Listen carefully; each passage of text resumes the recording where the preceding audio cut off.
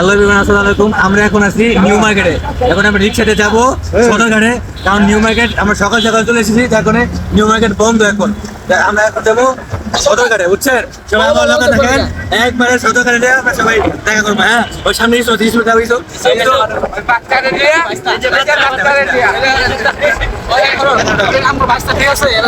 আমরা এখন new market থেকে যাচ্ছি সদরঘাটে, বুঝছেন? সবাই আমাদের লোকে থাকবেন, শেষ পর্যন্ত দেখবেন ভিডিওটা।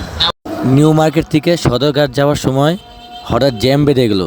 ওই জ্যামের ভিতরে যা হলো দেখুন আপনারা।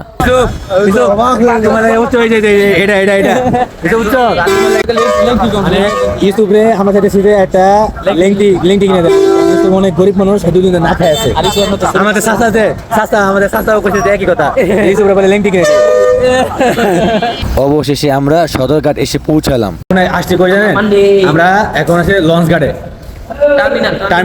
টার্মিনাল লঞ্চ ঘাটে। এই জায়গা টিকিট লাগছে 10 টাকা করে। ভাই এটা একটা সরকারি জায়গা, এই জায়গা আবার টিকিট লাগবে, এটা কোনো কথা? ভাই ওই জায়গাটা একটা লঞ্চ দেন, ঢাকা হিজলা লঞ্চ।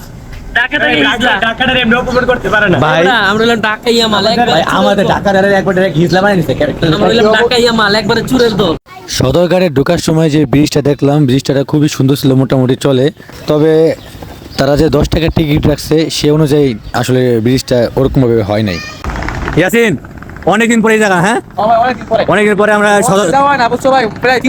মানে বুঝছেন, আমরা তো আমাদের বাড়ি হলো গোপালগঞ্জ, ফরিদপুর। তা পদ্মা সেতু হওয়ার পরে আমরা এই যে প্রথম মনে হয় লঞ্চে আসলাম। পদ্মা সেতু হওয়ার আগে তো আমরা ঠিক ছিলাম, আগে আর বলতে যাওয়া না, বলতে গেলে মনে করেন গাড়িতে যাওয়া হয় অনেক বছর, অনেকদিন পরে লঞ্চে 5-6 বছর হয়ে গেছে লঞ্চ ভ্রমণ করতে আসলাম, বুঝছেন? যাইতে যাইতে হঠাৎ করে সামনে গ্রিনল্যান্ড পড়লো। অবশ্যই যারা লঞ্চ ভ্রমণ করেন তারা অবশ্যই জানবেন যে গ্রিনল্যান্ড আসলে কি জিনিস। যারা যারা জানেন অবশ্যই কমেন্ট করে জানাবেন গ্রিনল্যান্ড কি জিনিসটা। হ্যাঁ চাচা, নৌকা কত? আধা ঘন্টা 150। এসব আধা ঘন্টা 150। হ্যাঁ 100। রাশেদ ভাই, আধা ঘন্টা 100 করেছে, আধা ঘন্টা 100। ওই যে নৌকা দাদা করেছে আধা ঘন্টা 100। 150 সরি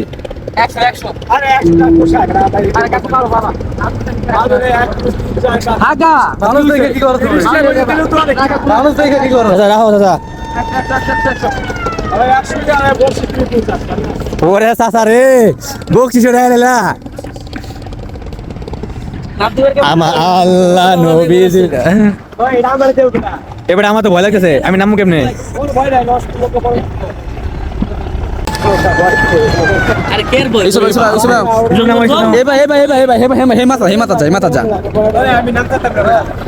ভাই আমরা মূলত আসলে বুড়িগঙ্গা নদীতে, হ্যাঁ।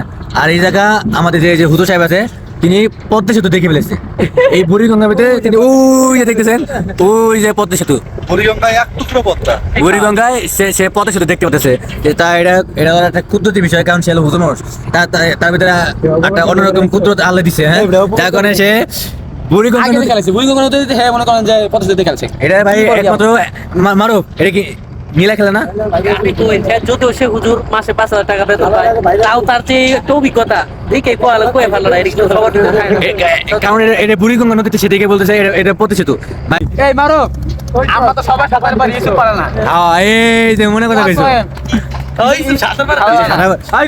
বুঝছেন? এই জায়গা আমরা বড় যারা আছি, মানে আমি, রাশেদ ভাই, ইয়াসিন, মারুফ, মানে এই যে ইউসুফ, এদের ভিতরে একমাত্র ওর সাথে আবার চাচাও আছে, কিন্তু চাচা তো চাকরি আছে।